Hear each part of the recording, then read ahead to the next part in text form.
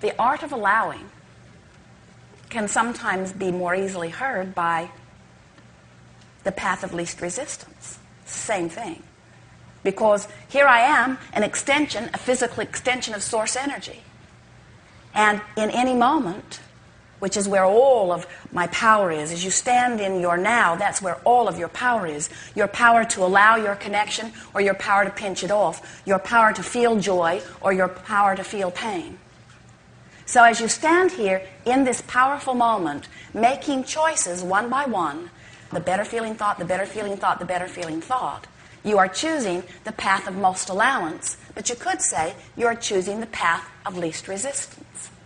So these paths, are they paths that everyone needs to follow? Well, first we have to say to you that it would never be one path. The path of least resistance is the path that for you right now feels the best, which means it's the path that allows you the greatest connection with who you really are. So let's say that you've been fussing with your partner that you are driving in the car with. And what it feels to you like is at stake here is the validity of who is the wisest one.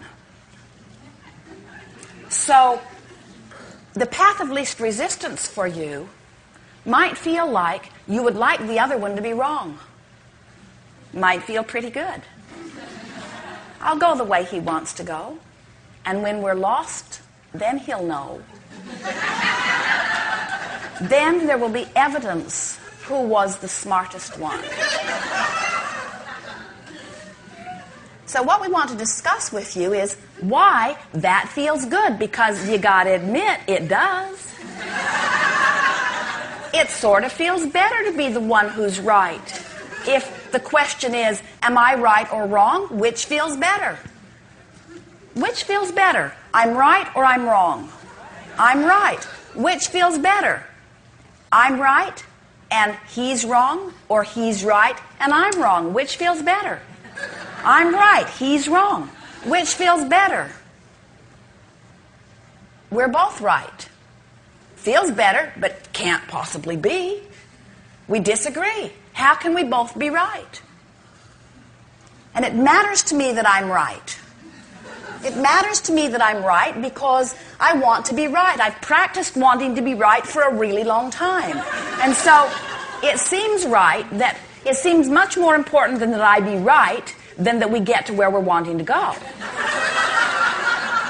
I'd rather get lost and be late than for him to be right. So what's screwy with all of this? In other words, if Abraham, you say, follow the path of least resistance, which means find the feeling that feels the best. And I got to tell you, it feels a lot better for us to get lost going his way and for my way to be the right way. And we say, we think that you might want to step back a little bit from the immediacy of this desire and see if there's another desire in there somewhere that you could find vibrational resonance with. Like, do you prefer to see value in your partner, or would you like your partner to have no value? Well, when you put it that way, I want my partner to have value. When you don't put me in competition with my partner, I would like my partner to win. Or how about this? How about if someone else joins? Now there are 3 of you in the car, and the third one you don't know very well. And when your partner says, go this way, the guy in the back seat said, that's the most stupid thing I've ever heard in my life. You're going to get her lost. And then you would say, no, he won't. In other words, you might defend him then, because this person in the back seat is a stranger to you and is being abusive to your friend. So let's see if we can unravel the chaos that we have produced here for you. What we are getting at here is, if you are trying to sort out the rightness and the wrongness of this and that and the other, trying to find the path of least resistance by just following what feels best in the moment, without doing any real preparation of connecting to who you are first, then you're not going to be able to tell the path of least resistance from the path of most annoyance. In other words, you get out there on this sort of petty, insignificant edge where one thing feels about as bad as another, and you come away from it feeling like you have no true guidance. And then that's what makes you want to join together in groups, where the group that has the loudest voice is the group that you feel must be the most right, so that's the group you try to follow. What we're wanting to help you to rediscover as you are reaching for this art of allowing and this path of least resistance is, we want you to first connect with the guidance that comes forth from within you. So let's say that morning you awakened, and even before you awakened, the night before, as you went to bed, you laid in your bed and you acknowledged the value of your life, and you, in your mind, made a list of things that you appreciate about your world, about your home, about your family, about your partner, about yourself. And you went to sleep in this soothing vibration of well-being, where you just activated within yourself on purpose things that made you feel good. So your inner being joined you fully before you drifted off into slumber. And when you awakened in that similar vibration, because your vibration is always where you last left it. And so you awakened feeling rather good. And instead of bouncing out of bed and feeling resistant about the day, again, you laid there and felt appreciation and deliberately connected with the energy of your source. And you went through a sort of short list of things that are easy to appreciate. And high on the list is this person that you spend so much of your life with. And so you thought about things, and you looked for positive aspects, and you gave mental compliments, even though the person is not within earshot. You laid there feeling good, and you got yourself in vibrational alignment with who you are.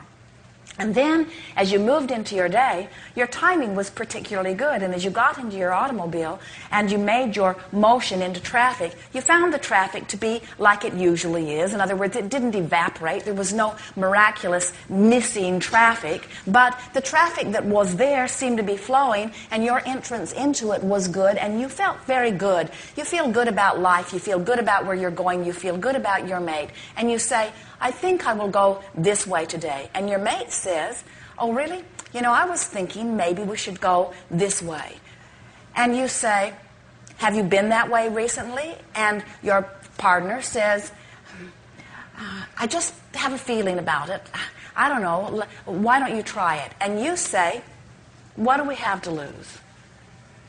So you're not resisting it, so you don't get all disconnected. And even though your partner was not as well aligned as you are and didn't have the best idea in the world, you didn't resist it, and you went that way, and traffic did not open in the way your partner thought it would. But it's no skin off your nose. You have plenty of time. You're in love with life. You're in love with this person. It's not the end of the world. You laugh about it. You say, that's the last time I let you choose the way that we go. But it does not become this big life or death issue. And because you stay in alignment, all of a sudden you discover, the two of you discover, something that neither one of you knew before. In your lack of resistance and in two minds cooperating together, you devise a plan that neither one of you could have found by yourself. You're tuned in, tapped in, turned on. You have broader connection. Your partner is too. You're both connected to Source. Source is feeding both of you. New ideas are flowing. And you end up having a very delightful new adventure on a path that you have not been on before, having exposure to experiences that you would not have had before, and your life does not melt down to be an in-the-moment constant competition about who's right and who's wrong.